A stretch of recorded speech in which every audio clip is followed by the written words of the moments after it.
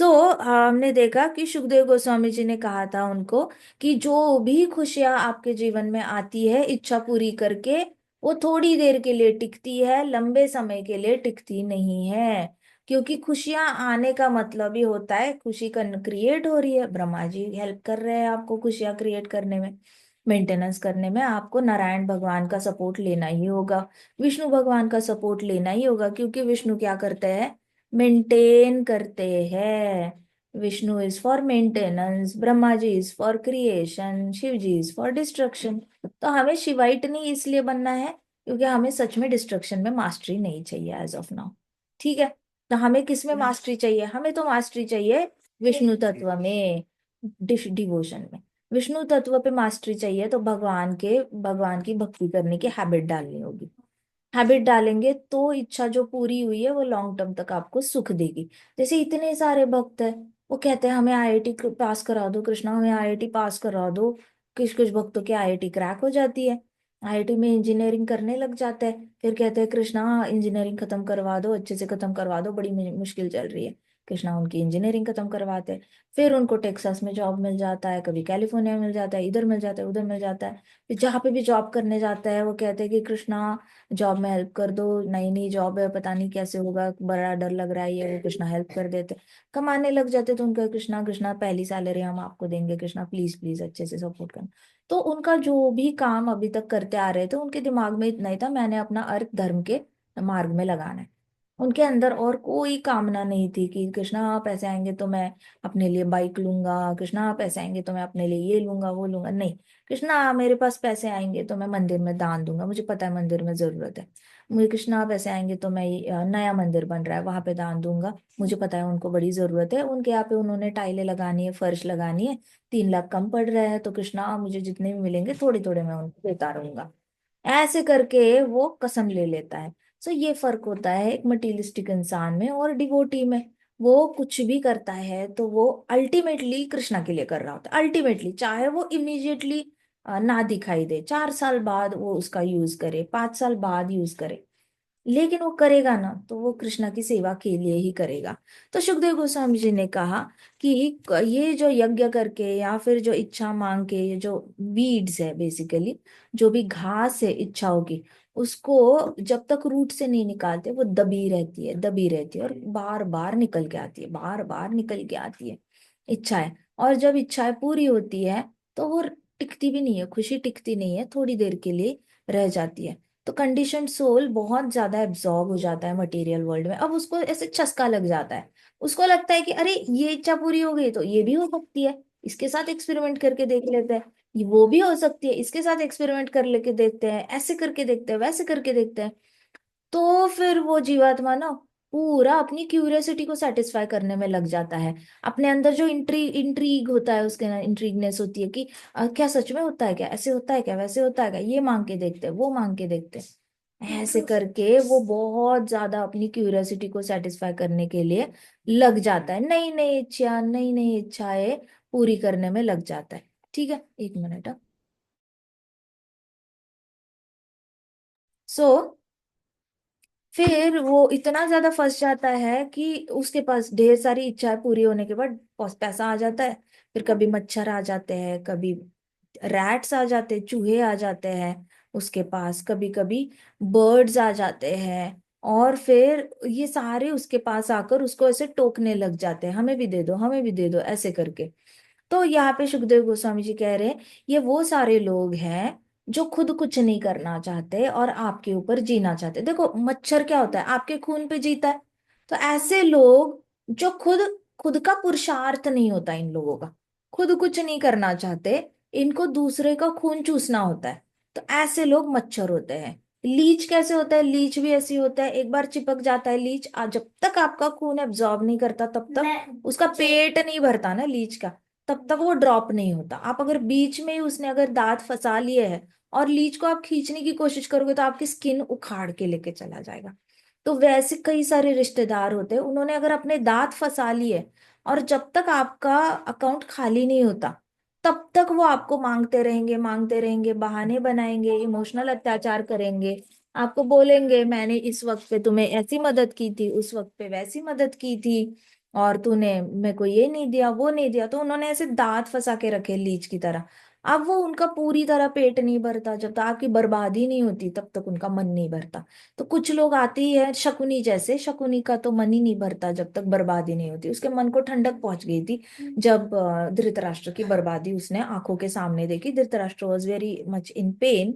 वो देखकर फिर शकुनी वॉज लाइक, हाँ, सबसे ज्यादा खुशी शकुनी को हुई थी भीष्म पितामह को देखकर।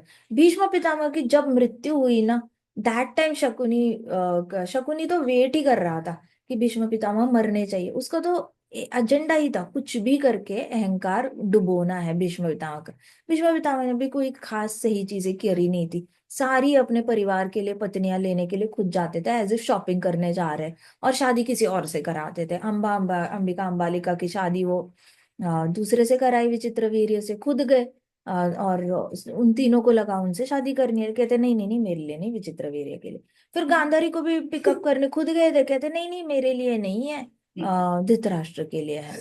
पहले तो उनको लगा भीष्म पितामह है, तो उनके माता पिता ने बोला है आप तो बहुत बड़े हो एज में, हम कैसे दे हमारी बेटी को। कहते नहीं नहीं मेरे लिए नहीं, मैं तो चाहता हूँ कि हमारे राजकुमारों के लिए वो आए, राजकुमार के लिए। तो उसको लगा हाँ पांडु पांडु, ऐसे करके सपने देखने लगी गांधारी। इतने में सपने के ऊपर पानी डाल दिया, कहते नहीं नहीं वो तो अंधे के साथ, धृतराष्ट्र के साथ करना है।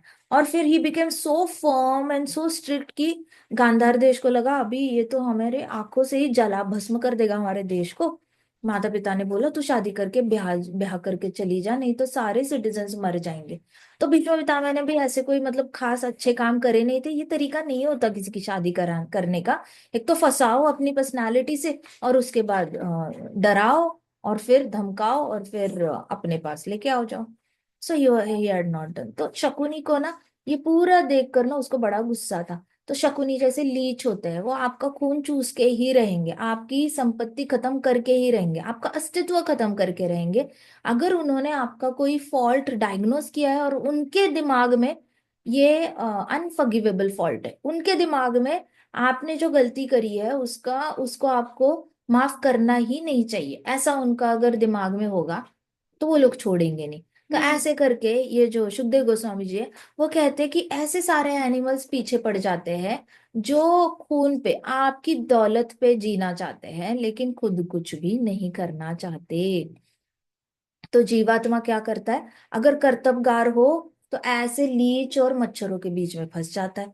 अगर कर्तव्यगार नहीं निकला तो दूसरों के ऊपर मच्छर बन के जीने लग जाता है, उसका खून पीना है, लीच बनना है, उसका खून पीना है। ऐसे करके तो either you will belong to this category और दैट कैटेगरी। लेकिन if you are not Krishna conscious तो आप दोनों में से कुछ एक तो पक्का बनोगे। फिर वो एंजॉयमेंट के पीछे, अब उसके पीछे बहुत सारे लोग लगने लग जाते हैं तो वो बहुत वीक फील करने लग जाता है। तो सुखदेव गोस्वामी जी कह रहे हैं कि उसको रिलीफ चाहिए होता है पेन से, तो वो एंजॉयमेंट के पीछे भागने लग जाता है। भागने लग जाता है तो वो पानी पानी पानी करके उसको लगता है पानी है, लेकिन पानी नहीं मिलता, तो कोई पानी नहीं होता। ऐसे करके जीवात्मा जो है वो एक एनिमल की तरह जीता है जो पानी ढूंढ रहा है डेजर्ट में। सुखदेव गोस्वामी जी बता रहे थे उनको, परीक्षित महाराज को, कि कंडीशन सोल जो है वो हमेशा जैसे एनिमल पानी के पीछे भागता है ना डेजर्ट में, और वो पानी Yes. गायब होता रहता है, गायब होता रहता है, वैसे ही जो बद्ध जीव होता है वो सोने के पीछे भागता है। उसको सोना खरीदना होता है, बार बार सोना खरीद, वे इंडिया सोने की चिड़िया नहीं थी सबको सोना। आज भी इंडिया में बाकी देशों से 12% ज्यादा सोना खरीदा जाता है। मतलब भले ही हमारे पूरे इंडिया में ना सोने का मेटल मिलता नहीं है, ये सारा मेटल वहां से आता है, बाहर से आता है, यूएई से।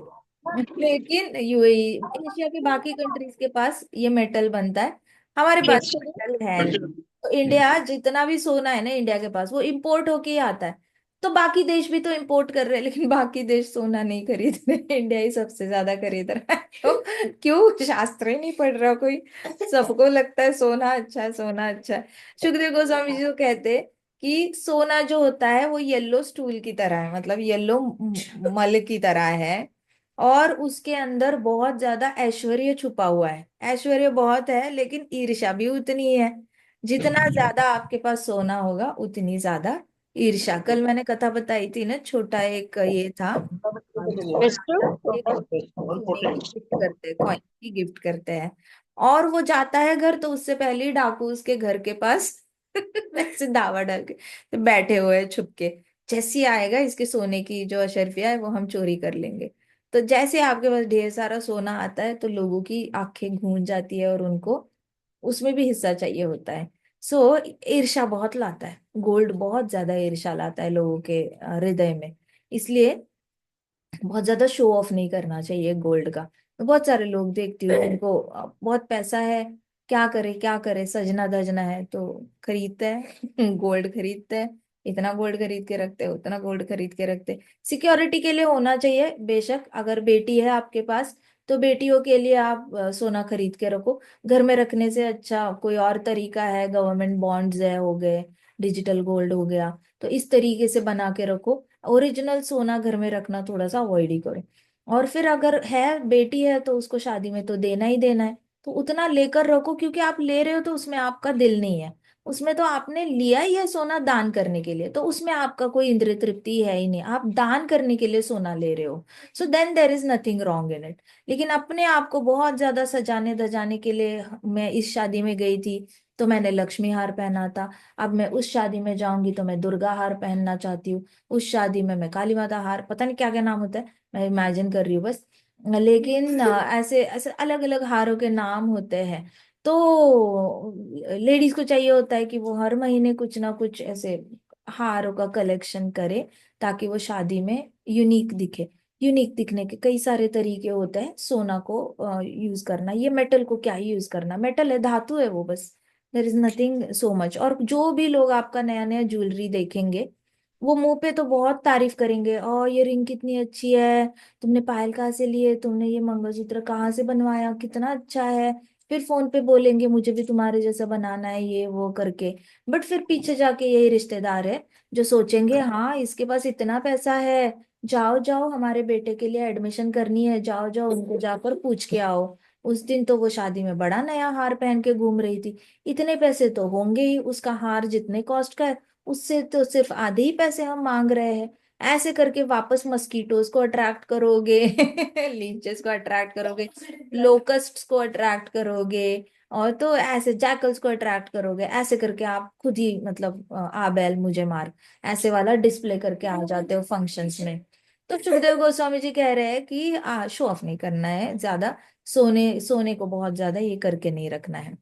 तो सुखदेव गोस्वामी जी ने कहा कि ये जो भौतिक जीव होता है ना, वो सोने के पीछे भागता है और खुद ही ईर्ष्या का शिकार बनता है। खुद ही ईर्ष्या का शिकार बनता है, ऐसे नहीं आपने खुद ही ट्राई किया ईर्ष्या, वो लोग ईर्ष्या करे वो लोग। कुछ कुछ लोगों को तो जब तक दूसरा ईर्ष्या नहीं करता ना, तब तक उनको लगता ही नहीं मैं सुंदर लग रही हूँ उनको चाहिए कि मैं सबसे अच्छा ड्रेस पहनूं, और मैंने अच्छा ड्रेस पहना है, किसी ने अगर बोला नहीं ना कि तुम सबसे अच्छी दिख रही हो पूरे इसमें, अगर उन्होंने बोला और उनकी आंखों में ऐसे ईर्ष्या नहीं दिखी, तो उनको लगता है हाय सारा ड्रेस ही वेस्ट हो गया गेटअप ही वेस्ट हो गया। तो कुछ लोग तो ड्रेसअप ही होते हैं दूसरों को ईर्ष्या दिखाने के लिए। प्रभुपाद तो कहते हैं बिल्कुल भी ऐसे जीना नहीं चाहिए जिससे कि आपको देखकर आपके इसको देखकर ईर्ष्या हो। तो sometimes the conditioned soul is blinded by dust of whirlwind, the beauty of opposite gender, which bewilders him even more। तो कभी कभी जीवात्मा जो है अभी आई है भौतिक जगत में, तो उसको थोड़ा सा पेन से रिलीफ तो चाहिए। तो वो ऑपोजिट जेंडर, जैसे मेल होगा तो फीमेल से अट्रैक्ट होगा, फीमेल होगी तो मेल से अट्रैक्ट होगी। तो ये कोई खुशी ढूंढ नहीं रहे, ये तो अपने दुखों से भागने का तरीका ढूंढ रहे हैं। सो कई सारे लोगों को लगता है ना, इतनी तकलीफ होती है तो पढ़ते ही क्यों है ऐसे सारे चक्कर में, क्यों पढ़ते हैं, वो तो खुशी ढूंढ रहे हैं, उनको तो दुखी दुख है जिंदगी में, इतने दुख है जिंदगी में, तो वो दुख से बाहर आने के लिए उनको पता ही नहीं है कि they are getting into new trouble. उनको लग रहा है कि इस रास्ते पे खुशी मिलेगी, उस रास्ते, उनको पता ही नहीं वो मधुमक्खी का छत्ता है। वो अगर अगर गलती से भी वो मधुमक्खियां निकली तो उसकी पूरी मतलब नोच नोच के खा जाएगी, उसकी इज्जत वो इधर का उधर नहीं रहेगा, उसकी इज्जत मिट्टी में मिल जाएगी, उसको आइडिया नहीं होता। और उसको क्या लगता है कि हाँ थोड़ा पेन हो रहा है, इस पेन से बाहर आने के लिए चलो थोड़ी सी ऐश कर लेते हैं। तो मेल फीमेल से अट्रैक्ट हो जाती है, फीमेल मेल से अट्रैक्ट हो जाती है, और फिर वो अंधा हो जाता है अपने पाप कर्म करने में, पूरी तरह अंधत्व होकर पाप करने लग जाता है। वो punishment, he can not see the punishment that awaits. उसको पता ही नहीं होता कि मुझे ये कर्म करने से पनिशमेंट मिलने वाली है। जैसे उसको पता ही नहीं होता कि मैं मधुमक्खी शहद खाने वाला हूं तो मधुमक्खी आके मुझे काटने वाली है। वैसे उसको पता नहीं होता कि मैं क्रॉस फ्रेंडशिप करूंगा तो मेरे लिए एक औसम तरीके का नर्क तैयार करके रखा है, जहां पे मुझे लोहे से बांधा जाएगा और बहुत पीटा जाएगा, वो भी गरम गरम लोहे से। ये उसको पता नहीं होता। उसको पता नहीं होता उस नर्क में गरम गरम तवे के ऊपर खड़ा करके डांस करने को बोलेंगे। फिर वो डांस करते करते वो गिरेगा, पूरी स्किन निकल जाएगी, छिल जाएगी उसकी स्किन पूरी बॉडी की। उसको पनिशमेंट अवेट्स, उसको पता नहीं है ना पनिशमेंट क्या है। इसलिए वो क्रॉस फ्रेंडशिप में खुशी ढूंढने की कोशिश करता है। अगर किसी को पता चले ना ऐसी पनिशमेंट मिलने वाली है तो कोई हिम्मत ना करे ऐसे गलती करने की। लेकिन लोगों को पता नहीं होता, इसलिए उससे गलती हो जाती है। ठीक है। तो कई सारे लोग पूछते हैं ना, लोग गलतियां क्यों करते हैं, गलतियां क्यों करते हैं? अरे गलतियां इसलिए करते हैं क्योंकि उनको पता ही नहीं क्या पनिशमेंट मिलने वाली है। अगर उनको बिफोर हैंड पता चले ये पनिशमेंट मिलने वाली है तो वो लोग गलतियां नहीं करेंगे। अच्छा, कुछ कुछ लोगों को आप पूरा नरक का डिस्क्रिप्शन दे दो। जैसे जैसे हम जाएंगे 11th कैंटो तक, पूरा नरक का डिस्क्रिप्शन अगर उनको सिखाएंगे ना, तो वो बोलेंगे हाँ ये बाकियों के लिए है, शायद मुझे कृष्णा माफ कर देंगे, मैंने तो हरि नाम लिया है। उनको ये भी नहीं पता, अभी वो आधा अधूरा भागवतम सुनते हैं। उनको पता ही नहीं होता कि सहस्त्र गायों में जैसे गाय का बछड़ा हमें ढूंढ लेता है उस अपनी माँ को, वैसे सहस्त्र सहस्त्र कर्मों में पाप कर्म का रिजल्ट जो होता है ना, वो आपके कर्मों को ढूंढ के आकर वो बाइट करता ही करता है। एंड दैट इज वाई वो पाप करता जाता है, जीवात्मा पाप करता जाता है। इट इज लाइक आप फॉरेस्ट में गुम हो गए हो, आपको पता नहीं क्या करना है, यू आर लॉस्ट, डिवोटीज नहीं मिल रहे हैं आपको, बैठे बैठे क्या करे, करना है कुछ काम, शुरू करो क्रॉस फ्रेंडशिप लेके प्रभु का नाम। ऐसे करके लोग फिर जीवात्मा शुरू हो जाती है गलत काम करने के लिए।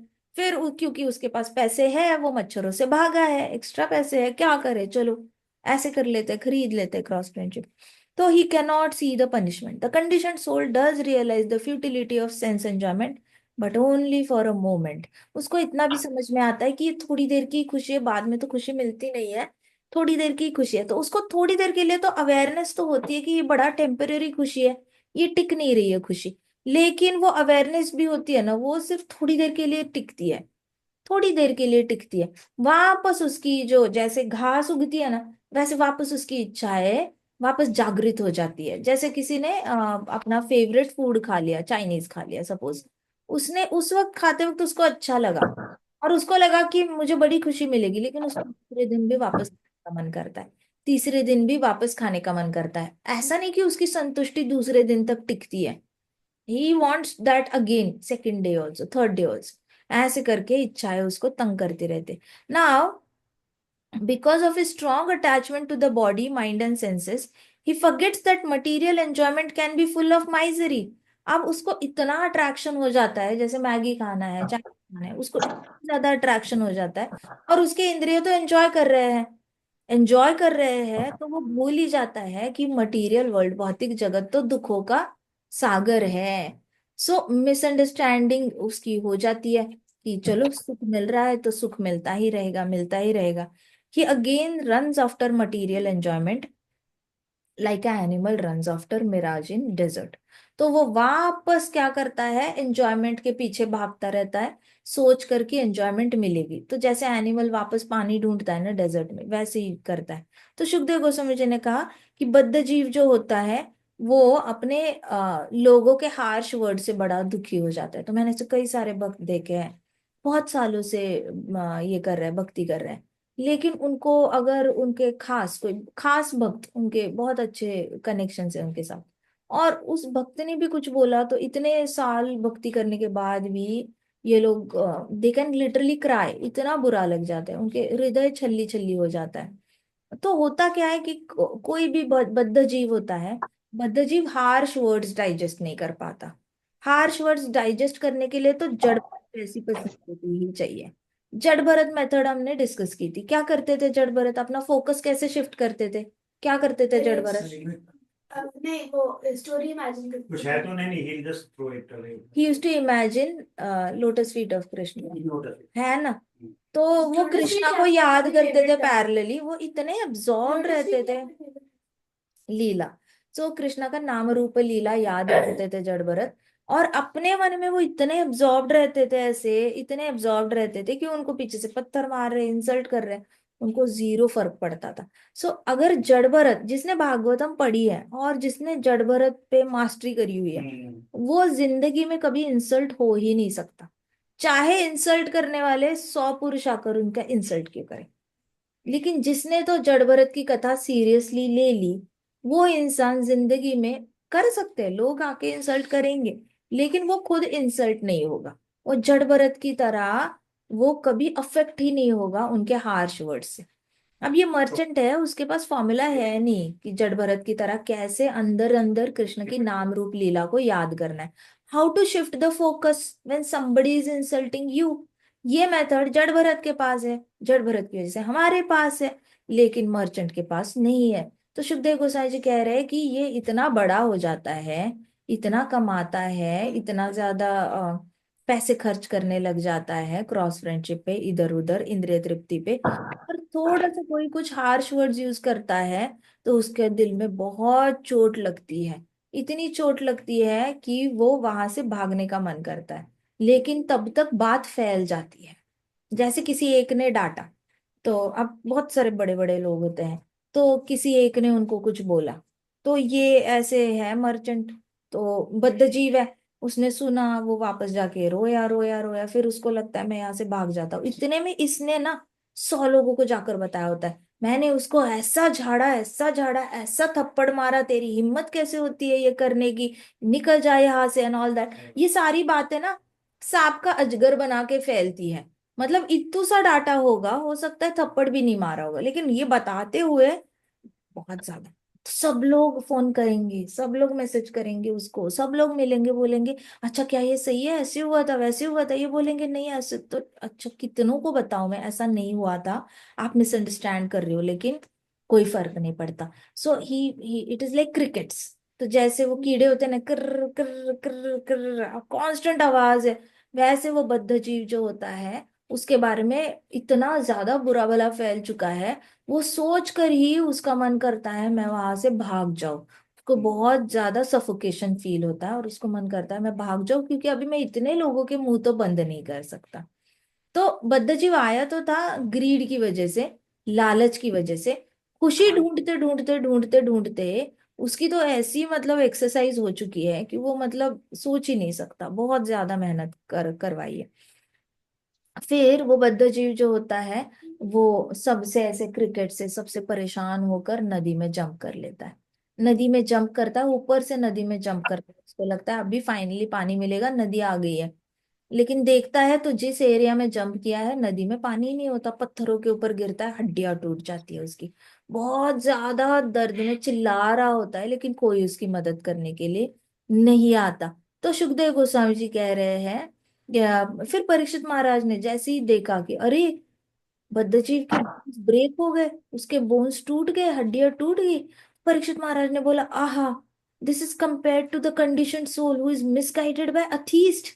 परीक्षित महाराज बोले ये तो बिल्कुल ऐसा है कि बद्धजीव को कोई नास्तिक गाइड कर रहा है, उसको कोई नास्तिक बता रहा है इस मार्ग पे आनंद मिलेगा, उस मार्ग पे आनंद मिलेगा, लेकिन इस मार्ग पे तो आनंद है ही नहीं, इसका मतलब he is guided by an atheist, नास्तिक से गाइडेंस ले रहा है। In their association he loses all intelligence, उनके संग में ऑल इंटेलिजेंस वो भूल जाता है। अब देखो मैं इतने सारे मैं लोगों से मिलती हूँ, इतने सारे नास्तिक भरे पड़े हैं दुनिया में, इतने सारे लोग जाते हैं डॉक्टर्स के पास, जाते हैं कभी इधर जाते हैं उधर जाते हैं, आधे से ज्यादा लोग उनको बोल रहे होते हैं परिवार को छोड़ दो, परिवार को छोड़ दो, परिवार को छोड़ दो। ऐसा मतलब मैंने एक इंसान नहीं देखा जो लोगों को कह रहा है भाई तू परिवार के साथ रह, कोई नहीं बता रहा, सब लोग कह रहे हैं छोड़ दो छोड़ दो छोड़ दो, परिवार को छोड़, ये कौन है, नास्तिक का गाइडेंस है। तो ये जो भौतिक ये बद्ध जीव होता है ना, वो जो जिसकी हड्डियां टूटी है ना, उसकी सबसे बड़ी गलती है कि वो जा रहा है और किसका गाइडेंस ले रहा है, नास्तिक का गाइडेंस। तो जब भी आपकी जिंदगी में कभी भी मुश्किल आएगी, यूनिवर्सल फॉर्मूला है, देखो परीक्षित महाराज की लाइफ में प्रॉब्लम आई, उनको श्राप मिला, तो वो कहाँ ढूंढने गए, वो गुरु ढूंढने के लिए गए। सुखदेव गोस्वामी जी उनको मिल गए, उनकी लाइफ सेट हो गई। राइट। फिर कितने भी ध्रुव महाराज की लाइफ में प्रॉब्लम आई, वो चले गए फॉरेस्ट में, उनको कौन मिल गया, नारद मुनि मिल गए, गुरु मिल गए, लाइफ सेट हो गई। तो आपको यूनिवर्सल फॉर्मूला है, आपको कितनी भी प्रॉब्लम आए जिंदगी में, आपने वहां वहां के गुरु ढूंढ कर उसको सॉल्व करना है। खुद से कंटिन्यूअसली ट्राई कर रहे हो, नास्तिकवादियों के पास तो जाने से हमेशा ये करना है, अवॉइड करना है, नास्तिकों के पास नहीं जाना। क्योंकि वो लोग ज्ञान भी लेते हैं ना, तो उनके ज्ञान चक्षु खुले नहीं होते। आंखों से ज्ञान लेते हैं, ब्रेन में चला जाता है ज्ञान, और एग्जीक्यूट करते हैं हाथों से। ना उनका हार्ट का फंक्शन, ना उनका हार्ट उसमें होता है, ना उनके ज्ञान चक्षु खोल के उनको फ्यूचर कुछ देखने की शक्ति होती है। हम लोग तो अगला जन्म भी देख लेते हैं, भागवतम इतनी पावर दे देता है, हम लोगों को सामने वाले का अगला जन्म दिख जाएगा, सामने वाले का पिछला जन्म भी दिख जाता है। हमें तो 84 लाख योनियां दिखने की शक्ति है। हमारे पास आगे भी दिख रहा है कि ये पितृलोक में जाएगा, ये स्वर्ग लोक में जाएगा, ये ब्रह्मलोक में जाएगा, या ये ब्रह्म ज्योति में जाएगा, हमें तो सब कुछ दिख ही जाता है। बट नास्तिक को ये सारा फ्यूचर दिखता नहीं है, तो वो बाय डिफॉल्ट ही गलत गाइड कर लेता है, और उसको बोलता है जा जा कूद ले कूद ले। देखो फ्रीडम चाहिए ना, तुझे मन की शांति चाहिए, पीस चाहिए, तो आप क्यों रह रहे हो ऐसे परिवार में? आपके माँ बाप इतने तंग कर रहे हैं, तो आप माँ बाप के साथ रह ही रहे हो, छोड़ दो। आपकी पत्नी तंग कर रही है तो छोड़ दो, आपका पति तंग कर रहा है तो छोड़ दो। आप अपना तबीयत का ख्याल रखो, ऐसे आप रहोगे तो ये करोगे। आज मेरे पास कोई आया था, कहते कि उनको किसी ने बताया pack your bags and leave. कहते कि सीधे उनको बता के आया है pack your bags and leave. मैंने कहा कि अरे क्या पैक करे, बैग पैक करी? कहते नहीं करी पैक। मैंने कहा क्यों नहीं सुनी उनकी बात? कहते दिल नहीं मानता। मैंने कहा दिल नहीं, वो आपका परमात्मा है, आपका परमात्मा बता रहा है आपको कि पैक मत करो बैग, सॉल्व करो। ऐसे होता है। तो सुखदेव गोस्वामी जी कहते हैं कि परीक्षित महाराज ने डायग्नोज किया। परीक्षित महाराज ने बोला ये नास्तिक का गाइडेंस है, इसलिए ये मर्चेंट जो है खाली नदी में कूद पड़ा। इसको कहते हैं आत्महत्या। अपने अंदर अगर ये होगा ना, बद्ध जीव होगा, वो खुद ही नास्तिक के पास जाएगा तो खुद ही मरेगा। हाँ जी, कुछ बोल रहे हैं? पैक योर बैग से एक पॉइंट याद आता है, हाँ, महाराज कहते थे one should be always ready with his bags. सही बात है, सही बात है। डिवोटीज के लिए पैक योर बैग्स क्या होता है? महाराज कहते थे कि हमेशा अपने बैग्स अपने मतलब मन से ही कम कम सामान रखो। आप अब देखो, हम स्टेशन में जाते हैं, महाराज कहते थे कि आप ट्रेन से ट्रैवल करते हो तो आप क्या पूरा घर लेकर ट्रैवल थोड़ी करते हो, आप थोड़ा थोड़ा सामान ही लेकर जाते हो ना। वैसे हम पृथ्वी पृथ्वी पे ना थोड़ी थोड़ी देर के लिए आए हुए हैं। अगर थोड़ी देर के लिए आए हुए हैं तो बहुत सारा सामान कैरी मत करो कहीं पे भी, बहुत थोड़ा थोड़ा लेकर रखो, ताकि जाते वक्त आपको वजन कैरी ना करना पड़े। नहीं तो माइंड में रहेगा अरे इतना सारा रखा है घर में, इतना सारा मैंने खरीद के रखा है, सब ऐसे ही रहेगा, अब मैं चला जाऊंगा। तो इतना आपको पता है, जब किसी की डेथ होती है तो उसकी अलमारियां भरी रहती है, 50-50 80-80 ड्रेसेस, कभी कभी 300 साड़ियां, कभी कभी 500-500 चप्पल के पेयर। ये सारा कोई नहीं चाहता कि हम इसके कपड़े पहने, मरी हुई बॉडी है, पता नहीं उसकी अटैचमेंट उसमें है, हमने उसके कपड़े पहन लिए तो वो आत्मा हमारे अंदर आ जाएगी और पता नहीं घर में भूत घूमने लग जाएगा। कितने भी अच्छे ड्रेसेस हो, कितनी भी महंगे ड्रेसेस हो, सैंडल हो, उठाते हैं और पानी में बहा देते हैं एज इट इज। तो जैसे ही कोई मरता है तो चांसेस होते हैं कि मरने वाले की भी इच्छा उस कपड़ों में आ सकती है, सैंडल में आ सकती है, हर चीज में आ सकती है, ज्वेलरी में रह सकती है। तो उसकी कोई भी चीज रखता नहीं कोई घर पे, और ऐसे ऐसे नदी में बहा देते हैं। आपके सर्टिफिकेट्स है, आपकी ट्रॉफीज है, आपके एक्सपीरियंस सर्टिफिकेट्स होते हैं, करियर के सर्टिफिकेट्स होते हैं, बहुत सारे अवार्ड्स मिले होते हैं, सब सब पानी में फेंका जाता है। ये होती है रियल मृत्यु। तो महाराज कहते थे कि always be ready with minimal luggage, मतलब अपने पास घर में सामान ही इतना कम रखो ताकि कृष्णा आए तो लाइट वेट होके खुशी खुशी उनके साथ जा पाओ। आपको अंदर से लगे ना कि इतना सारा चीजें वेस्ट होने वाला है, पानी में जाने वाला है, और ओरिजिनली पानी में ही जाता है। कुछ लोग तो जला भी देते हैं, खैर। माताजी आवाज बिल्कुल नहीं आ रही। किसी को भी नहीं आ रही है क्या? हाँ, ये एकदम कान पे ही फोन रखना अरे पड़ता। पता, पहले बता देते, बाकियों को आ रही है। हाँ माता जी, आ रही है मुझे। हाँ, तो मेरा माधवी ये मोबाइल आपको खराब हो गया, मोबाइल ईयरफोन्स खराब लगा हो गया है। ईयरफोन्स हाँ, लगा लो, आपको सुनाई देगा। ईयरफोन्स है आपके पास वायर वाले? नहीं है ना, अभी हाँ, अभी नहीं, आपने ना कल मैं खरीद अपने लूंगी। बेटे को, हाँ अपने बेटे को बोल हाँ। देना ईयरफोन्स हाँ खरीद, ठीक। वो दे देगा हाँ आप। ठीक। हाँ ठीक। हाँ, कभी कभी वो हो जाता है, डस्ट चली जाती है ना उसमें, तो ब्लॉक हो जाती है साउंड। ठीक है, तो स्पीकर पे रख लो मोबाइल, स्पीकर पे भी सुनाई देगा नहीं तो। ठीक है, फिर भौतिकवादी जो होता है, तो परीक्षित महाराज ने इंटरप्ट किया बीच में, और परीक्षित महाराज ने बोला वो नदी में गिर के जिसकी हड्डियां टूटी है ना, इसका मतलब वो किसी नास्तिक से गाइडेंस ले रहा है, और उस नास्तिक के गाइडेंस में अपना इंटेलिजेंस खो बैठा है। अपना इंटेलिजेंस खो बैठा है मतलब पूरी तरह बुद्धि उसकी चली गई है। तो मैं एक डॉक्टर मैडम को जानती हूँ, तो उन डॉक्टर मैडम को 1.5 साल से उनके जो गाइड कर रहे थे उन्होंने बोला कि आप जाओ ही मत, घर में जाओ ही मत, अपने घर जाओ ही मत।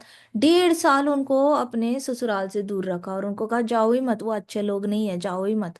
थे तो बड़े अच्छे लोग, कोई भी इतने ऐसा कुछ है नहीं। 1.5 साल बाद फिर मेरे पास है, उनको पहली कहते कि मैं पूरे इंडिया में इतने सारे लोगों से मिली हूँ, पहली बार मुझे कोई बोला है वापस जाओ। तो ऐसे नास्तिक लोग होते हैं। नास्तिक लोग आपको हमेशा गलत ही गाइड करेंगे, और फिर गलत गाइड करेंगे और फिर क्या कहेंगे, और आप अपना इंटेलिजेंस खो बैठोगे। सोचो पढ़े लिखे हैं, उनको क्या है, अपना दिमाग भी चला सकते हैं, लेकिन नास्तिक के साथ रहकर ना अपनी बुद्धि भी पूरी तरह खत्म हो जाती है। इसलिए नास्तिक वालों से ना ज्यादा गप्पे नहीं लड़ाने चाहिए। हम है डिवोटीज फ्रेंड टू ऑल, तो फ्रेंड हो, और आपको अगर नास्तिक को आस्तिक में कन्वर्ट करना है ना, तो जबान नहीं चलानी है, आप प्रसादम शेयर करो उसके साथ, कीर्तन लगाओ, बाय डिफॉल्ट कान में हरि नाम जाएगा तो कृष्णा ही उसके अंदर कुछ चेंज कर सकता है, बट बहुत ज्यादा फिलोसफी बात नहीं करनी है, बात करके उसको आस्तिक बनाने की कोशिश नहीं करनी है। इनडायरेक्ट मेथड्स यूज करनी है, प्रसादम हो गया, कीर्तन हो गया, एंड लेक्चर्स हो गए, ऐसे होर्डिंग्स हो गए हरे कृष्णा महामंत्र के, घर में फ्रेम्स हो गई, उनके बर्थडेज पे हरे कृष्णा के बुक्स दे दिए, कभी ऐसे फ्रेम दे दी हरे कृष्णा महामंत्र की, कृष्णा की फ्रेम दे दी, या फिर ऐसे कोई ऐसे छोटी सी डॉल दे दी कृष्णा की। ऐसे करके इनडायरेक्ट तरीके से उनकी सुकृति बढ़ाओ पहले, उनकी थोड़ी सी बुद्धि ना, थोड़ी सी, बहुत ही माइनस में अंडरग्राउंड उनकी बुद्धि होती है, जहाँ पे वो एब्जॉर्ब ही नहीं कर सकते ब्राह्मणिकल ज्ञान। बिकॉज कृष्ण का जो ज्ञान है वो थोड़ा सा हाई स्टैंडर्ड ज्ञान है, वो सबको हैंडल नहीं होता। तो उनको थोड़ा सा अपलिफ्ट करने के लिए इनडायरेक्ट मेथड्स यूज करो, बाद में जाके फिर भगवत गीता भागवतम डिस्कस करना। लेकिन अथीस्ट जो होता है, जो नास्तिक होता है, उसका संग लेना नहीं चाहिए, उसको संग दे दो भला, लेकिन लो मत उसका संग, वो आपकी इंटेलिजेंस को खत्म कर देगा। वो दीमक होता है ना, दीमक लकड़ी को अंदर से खा जाता है, वैसे नास्तिक लोग होते हैं, अंदर से आपके दिमाग को खाते रहते हैं, खाते रहते हैं, खाते रहते हैं, और आपको आपकी डिसीजन मेकिंग पावर खत्म हो जाती है, आपके अंदर निर्णय लेने की क्षमता खत्म हो जाती है, क्योंकि उन लोगों ने अभी आपके दिमाग में इतना ज्यादा भर दिया होता है, और आप भी सुने जा रहे हो, जड़ भरत मेथड यूज ही नहीं कर रहे हो। फोकस शिफ्ट करो, कृष्णा के ऊपर फोकस शिफ्ट करो, और बस खत्म करो वो कॉन्वर्सेशन। लेकिन नहीं, आपने भी ध्यान से सुनना है, क्या बोल रहा है, क्या बोल रहा है, फिर गूगल करके आप वेरीफाई कर रहे हो ये सच होता है यानी, ऐसे करके टाइम वेस्ट करते हैं लोग नास्तिकों को एंटरटेन करते करते। तो ऐसे वाले काम नहीं करने। तो परीक्षित महाराज ने कहा कि this is compared to conditioned soul who is misguided by atheist. तो ये सारा किससे कंपेयर किया गया है, ऐसे बद्धजीव जिसको अथीस्ट ने गाइड किया है। He also gets cheated by sadhus and swamis who preach against principles of Vedas. फिर वो आगे जाके चीट होता है ऐसे स्वामी और साधुओं से जो एंटी वैदिक कंसेप्ट उसको सिखा रहे होते हैं। तो ये सारे जितने भी पढ़े लिखे लोग हैं जो गलत चीजें बताते हैं, तो वो लोग एंटी वैदिक सारी चीजें बताते हैं। आपको जैसे ही कोई मिलेगा इंसान जो एंटी वैदिक गाइडेंस दे रहा है, उससे दूर रहो। आपको आपका दिल नहीं मान रहा, किसी ने आपको कुछ बताया है करने के लिए लेकिन आपका दिल नहीं मान रहा, तो अपने दिल की सुनो रादर देन उस इंसान की सुनना। आपके हृदय से परमात्मा हमेशा सही सही गाइड करेंगे। आप चैंटिंग कर रहे हो, आप हरि कथा सुन रहे हो, मजाल है जो आपका कनेक्शन अपने परमात्मा से स्ट्रांग ना हो, होगा ही होगा। इट इज इम्पॉसिबल कि आपके परमात्मा आपसे बात नहीं करेंगे। परमात्मा आपसे बात नहीं करते तो आप हरि कथा में भी नहीं आते, इसका मतलब आपका कनेक्शन तो बहुत अच्छा है परमात्मा के साथ। अब बस भरोसा रखो ना अपने परमात्मा पे। भरोसा भी कोई चीज होती है जो जस्ट ट्रस्ट, आपको अगर कोई एंटी वैदिक कुछ बता रहा है और आपको अंदर से लग रहा है कि मैंने नहीं सुनना चाहिए, समाव मुझे गलत लग रहा है, लेकिन आसपास के सारे लोग बोल रहे हैं इसकी सुनो, इसकी सुनो, इसकी सुनो, आसपास के सारे लोग प्रेशर डाल रहे हैं, इसलिए मैं सुन रहा हूँ या सुन रही हूँ, फिर तो बेवकूफ तो हम ही है कि हम ही अपने दिल की बात नहीं सुन रहे हैं। तो हम फिर आगे जाके पछताएंगे, आगे जाके पछताएंगे और फिर बोलेंगे उन्होंने बोला था, उन्होंने बोला था, इसलिए मैंने बात सुनी, मेरे को तो करना ही नहीं था ये। ऐसे करके फिर वो सिर्फ ब्लेम रह जाता है और फिर हमेशा के लिए रिश्तों में दरार आ जाती है। बट उससे कोई चेंज नहीं होता, कुछ फर्क नहीं पड़ता, आप कितना भी किसी को पॉइंट करो, आपकी गलती थी, आपने अपने दिल की बात नहीं मानी, आपने अपनी परमात्मा की बात नहीं मानी। तो परीक्षित महाराज कह रहे हैं कि ये जो बद्ध जीव होता है, वो अपना सारा इंटेलिजेंस जब खो देता है ना, फिर उसको चीट कौन करता है? साधु चीट करते हैं, स्वामी चीट करते हैं, जो एंटी वैदिक काम कराते हैं उससे। सो ऐसा करके उसका फायदा कैसे होगा भला? एंटी वैदिक कुछ भी करोगे तो नुकसान ही होता है। So yes, it's like jumping into shallow water and breaking once head. Parikshit Maharaj ने बोला बिल्कुल सही कहा आपने। भोंदू बाबा से मिलना, स्वामियों से मिलना, साधुओं से मिलना तो ऐसा काम है जैसे कि खाली रिवर में आपने जंप किया है और अपनी हड्डियां तोड़ बैठे हो। सुखदेव गोस्वामी जी फिर हंसे परीक्षित महाराज को देखकर, उनको स्माइल, क्योंकि परीक्षित महाराज ने इतने सही पकड़ा था बीच में ही ये स्टोरी को कि सुखदेव गोस्वामी जी को बहुत अच्छा लगा परीक्षित महाराज का ये ऑब्जर्वेशन देखकर, कि उन्होंने डायग्नोस किया कि ये तो नास्तिक नास्तिक का गाइडेंस लेकर ये अंधा हो चुका है, इसका इंटेलिजेंस खत्म हो चुका है। सो ये दिमाग, ये याद रखना इस स्टोरी से, अगर if you want to remember from anything from today's कथा, ये याद रखना कि नास्तिक आपका इंटेलिजेंस पूरी तरह खत्म कर देते हैं। ठीक है। तो Sukhdev Goswami ji continue to explain the miseries. He said in this world family life is like a fire in the forest, there is no happiness, even though a family man burns in the fire of lamentation and condemns himself, he is too entangled and therefore suffers more and more। Sukhdev Goswami ji कहते हैं कि इस भौतिक जगत में family life जो है ये बहुत ज्यादा फायर की तरह है, मतलब आग की तरह है। वो कितना भी खुश रहने की, उसमें कोई खुशी नहीं है। वो खुश रहने की बहुत ज्यादा कोशिश करता है। आग लगी हुई है फॉरेस्ट में, तो वो खुश रहने की कोशिश कर रहा है, भाग रहा है, भाग रहा है, लेकिन जहां पे भी भाग रहा है उस पेड़ को भी आग लगे जा रही है, लगे जा रही है। तो वो होप में भाग रहा है कि वो इस आग से दूर जाएगा, दूर जाएगा। लेकिन जितना भागता है उतना ज्यादा उसमें एंटैंगल होता रहता है, मतलब और ज्यादा फंसता जाता है, फंसता जाता है। सपोज जंगल है, जंगल के यहाँ पे मेन रोड है, लेकिन यहीं पे आग लगी है, अब वो मेन रोड पे जा ही नहीं सकता, तो भागेगा इस दिशा में। हवा चल रही है तो सारी हवा की वजह से ये वाले पेड़ भी जलने लगेंगे, फिर वो यहाँ भागेगा, यहाँ भागेगा, अब उसको समझ में नहीं आता वो किस दिशा में भाग रहा है। उसको बस ऐसे इमेजिन कर रहा है वो कि मैं जंगल से बाहर निकल रहा हूँ। लेकिन ट्रुथ तो ये है कि यहाँ से एंडलेसली, मतलब जहां तक स्काई नहीं दिखता, वो पृथ्वी के एंड तक जंगल ही जंगल है। और उसको लगता है कि अब मेन रोड आएगी, मेन रोड आएगी, लेकिन वो पूरी तरह एंटैंगल होता जाता है। इसका मतलब क्या? फैमिली लाइफ में पहले पत्नी से प्यार होता है, फिर अपने बच्चों से प्यार होता है। अब पत्नी कितना भी इंसल्ट करे तो भी पति सुन लेता है, बच्चे कितना भी इंसल्ट करे तो भी पति सुन लेता है। अच्छा, फिर बच्चों के बच्चे जब तोतली तोतली बातें करने लग जाते हैं तो वो बच्चे इतने अच्छे लगते हैं कि उसको फैमिली को छोड़ने का मन नहीं करता। इसका मतलब क्या? वो जंगल में फंसता गया, फंसता गया। आग क्या है? आग मतलब पत्नी और बच्चे लूट रहे हैं आपको, वो आग है।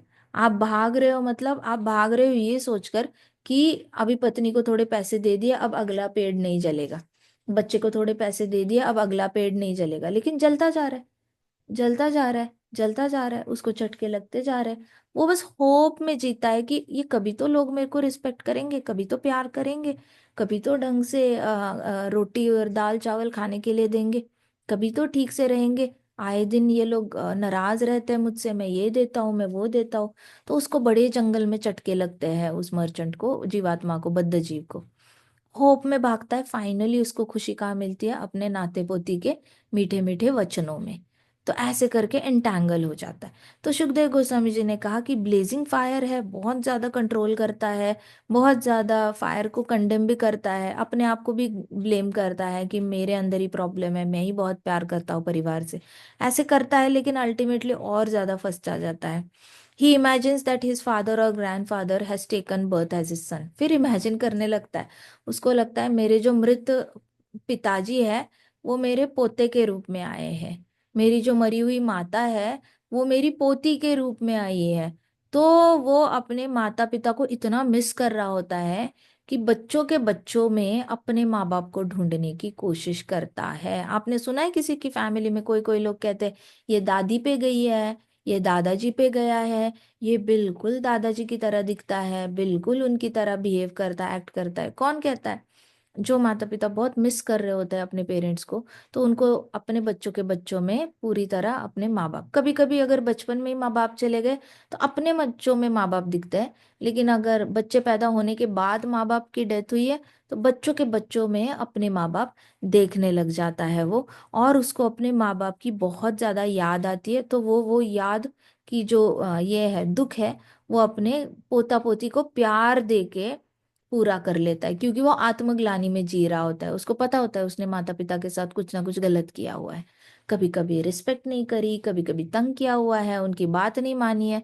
तो वो क्या करता है, अपने पोता पोती को इतना ज्यादा सहलाने लगता है, ये सोचकर कि मेरे पिताजी आए हुए हैं, मेरी माँ आई हुई है इसके रूप में। और ऐसे करके अपनी आत्मग्लानि से बाहर आने की कोशिश करता है। So he gets too much entangled in, he imagines that his grandfather or father has come as grandson and he feels happy. The attachment to wife and children is difficult to give up. तो ये सच है, जो परिवार के साथ attachment होता है, पति का पत्नी के साथ, पत्नी का पति के साथ और बच्चों के साथ, वो अटैचमेंट गिव अप करना बहुत ज्यादा मुश्किल होता है। तो बद्ध जीव जो होता है वो पूरी तरह अपनी पत्नी के ग्लांसेस पे, मतलब पत्नी ने ऐसे किया तो उसको पता चलेगा पत्नी मना कर रही है, पत्नी ने ऐसे किया पता चलेगा पत्नी गुस्सा है, पत्नी ने ऐसे किया तो उसको लगा हाँ पत्नी खुश है। सो वो हर उसके ग्लांस पे वो अपने एक्टिविटीज को वर्कआउट करने लग जाता है। ऐसे एक्टिविटी आंखों के ऊपर ही नोज कि क्या उसने क्या करना है। ऐसे करके वो पूरी तरह कैप्टिवेट हो जाता है। कैप्टिवेट मतलब बुरी तरह वशीभूत हो जाता है अपने पत्नी के हाथों। उसके बाद वो अपने बच्चों के लिए भी बहुत मेहनत करने लगता है, उनको बहुत अच्छी लाइफ देने के लिए। Therefore throws himself in darkness of material life. जब बच्चों के लिए जीने लग जाता है पूरी तरह कि बच्चे के लिए ये करना है, बच्चों के लिए वो करना है, और फिर जीवन का लक्ष्य भूल जाता है। मतलब ऐसा किसी ने नहीं कहा कि बच्चों के लिए मत करो, बट पैरेलली कृष्णा कॉन्शियसनेस भी होना चाहिए। लेकिन माइनस कृष्णा कॉन्शियसनेस, मेरा बच्चा, मेरा मुन्ना, मेरे रसमलाई, ऐसे करके बहुत ज्यादा मीठे मीठे मीठा सिर्फ बच्चा बच्चा बच्चा बच्चा। मैं देखती हूँ कितने सारे लोगों के सिंगल बच्चे होते हैं, तो वो उस घर का वो बच्चा उनका उनका गोपाल जी बन चुका होता है। मतलब जिनके पास गोपाल जी नहीं है ना, तो उनका एक सिंगल बच्चा है, वो उनका भगवान बन जाता है। उसके हिसाब से ही पूरा रूटीन सेट होता है, डाइट सेट होगा, रूटीन सेट होगा, घर सेट होगा, कलर्स सेट होंगे, घर के डेकोर सेट होगा।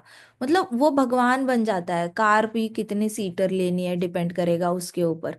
सो एवरीथिंग एवरीथिंग प्रैक्टिकली सब सारे ही डिसीजंस बच्चे के हिसाब से होते हैं। वो बच्चा चाहे 12 साल का हो जाए, 15 साल का हो जाए, 20 साल का हो जाए, लेकिन फिर भी वो सेंटर ऑफ अटेंशन रहता है। जीवात्मा का, पति पत्नी का वो सेंटर ऑफ अटेंशन हमेशा ही रहता है।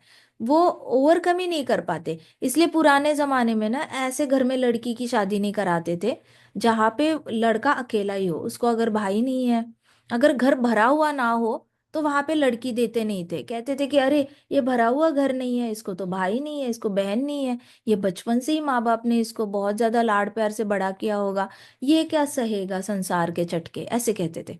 ब्याह के बाद तो संसार के चटके लगते ही लगता है, ये संसार के चटके नहीं सह पाएगा, इनके घर में बेटी को नहीं देना, ऐसे कहते थे।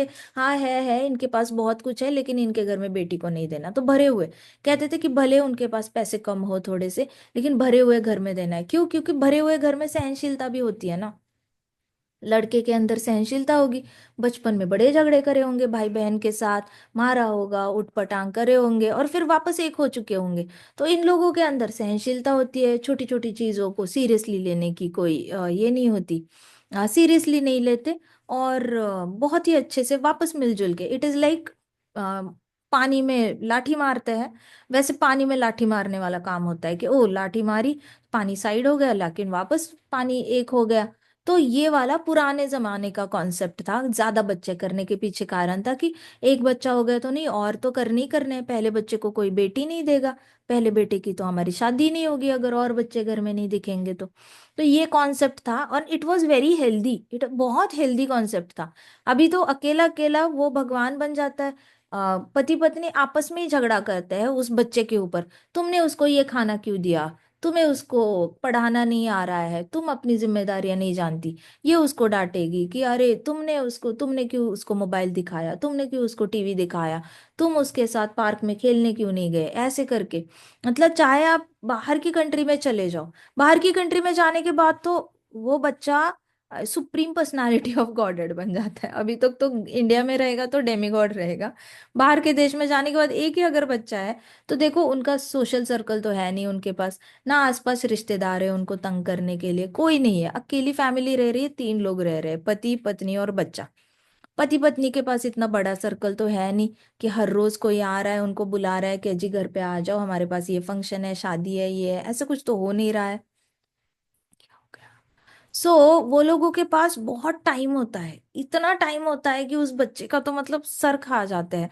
अटेंशन दे दे के वो बच्चा सोचता है मेरे को थोड़ी स्पेस दे दो, मुझे अपने से खुद से कुछ करना है, कुछ नहीं, नहीं नहीं इतने बजे अब ये करना है, अब वो करना है, ऐसे करके उसको पूरी तरह बांध दिया जाता है। हर उसकी छोटी छोटी हरकतें मॉनिटर होती है। घर एकदम स्पिक एंड स्पैन क्लियर किया जाता है उसके लिए कि उसको एलर्जी ना हो जाए, उसके कपड़े अच्छे से रखे जाते हैं, उसको उसको खुद फोल्ड करने की जरूरत ना पड़े। उसका सारा ध्यान ऐसे रखा जाता है जैसे कि वो सिर्फ आए, बुक ले, पेन ले और पढ़ाई करे, उसने घर में बस आकर इतना ही करना है। ना उसको साफ सफाई सीखने की जरूरत है, ना कपड़े फोल्ड करने की जरूरत है, ना कुकिंग सीखने की जरूरत है। उसके बाद स्कूल में दोस्त के साथ झगड़ के आ गया, कल से तो उस दोस्त के साथ बात मत करना। कोई और किसी के साथ झगड़ा हुआ तो उसको उल्टा मार के आ जाना, नहीं तो मैं तुम्हारे टीचर से बात कर लेता हूँ, ऐसे करके वेल प्रोटेक्टेड बच्चा रहता है। तो उसके पास जंगल में है ना, ये सारी बद्ध जीव, तो हम जंगल की स्टोरी सुन रहे हैं, तो उसके पास जंगल में रहने के वो स्किल्स ही डेवलप नहीं होते कि बाकी प्राणी अटैक करेंगे तो करना क्या है। उसके पास कोई स्किल नहीं रहता, और फिर अपने ही प्राइड में, मतलब अपने ही ग्रुप में अगर छोटे छोटे झगड़े होंगे तो भी अपने ग्रुप को छोड़ना कैसे नहीं है, अपनी ही फैमिली में, जॉइंट फैमिली में बने कैसे रहना है, वो स्किल्स भी उसके डेवलप नहीं हो पाते। उसका सोच ही कुछ अलग ही हो जाता है कि मुझे अटेंशन दो, मुझे पर्सनल अटेंशन दो, मेरी तरफ ध्यान दो। और फिर विवाह के बाद उसको उतना ही अटेंशन नहीं दे पाती पत्नी, बच्चा आने के बाद कैसे देगी अटेंशन। पत्नी माँ बाप ने जितना अटेंशन दिया है उतना पत्नी नहीं दे पाती, तो ये कहता है कि तुम्हारा तो कोई फायदा ही नहीं, तुम तो बच्चा बच्चा करती रहती हो, तुम चली जाओ। ऐसे करके वो लोग फिर वो उल्टा उसके ऊपर ब्लेम करता है कि तुम मेरा ख्याल नहीं रखती, बच्चे को ध्यान रखेंगे या तेरा ध्यान रखेंगे, तू बड़ा है, तू अपना ध्यान रख, अपने सॉक्स खुद धो ले, खुद कर ले कुछ काम, बच्चे के भी करना है, तेरा भी करना है, कैसे करेगी वो अकेली। तो इसलिए पहले जमाने में सिंगल चाइल्ड जहाँ पे है वहां पे बेटी देते नहीं थे, क्योंकि बेटी की जिंदगी बर्बाद है वहां पे जाकर। तो फिर आजकल तो खैर लड़कियां भी अकेले हैं, लड़के भी अकेले हो रहे हैं, तो आपस में कर रहे हैं कैसे वैसे, फॉलो कर रहे हैं। ठीक है, 1 घंटा हो गया, हम बाकी कल करते हैं कथा। ग्रंथराज श्रीमद् भागवतम की जय, शिल प्रभुपाद की जय, श्री श्री राधा श्याम सुंदर की जय, श्री श्री कृष्ण बलराम की जय, वृंदावन धाम की जय, समस्त भक्त वृंद की जय। हरे कृष्णा कृष्णा कृष्णा हरे हरे, हरे राम राम राम हरे हरे, हरे कृष्णा वासुकीर्तन यज्ञ की जय। हरे कृष्ण माता जी, हरे दंडवत कृष्णा, प्रणाम। दंडवत प्रणाम माता जी।